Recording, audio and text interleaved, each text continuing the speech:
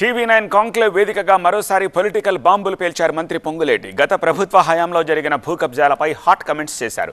అదానీని కలవడం, కాంట్రాక్టర్పై క్లారిటీ ఇచ్చుకునే ప్రయత్నం చేశారు పొంగులేటి.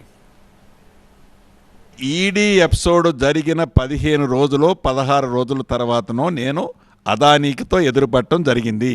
ఈ లోపల 15 రోజులు 16 రోజులు ఏదన్నా ఒక ఎపిసోడ్లో ఏదన్నా పేపరో ఇతరత్రో దొరికితే వాళ్ళు రిలీజ్ చేయకుండా ఉంటారా?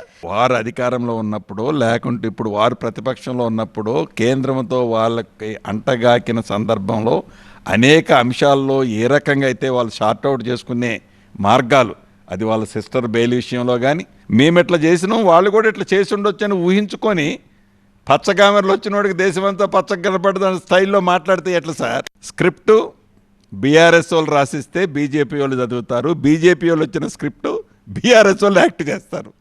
Both script is same sir.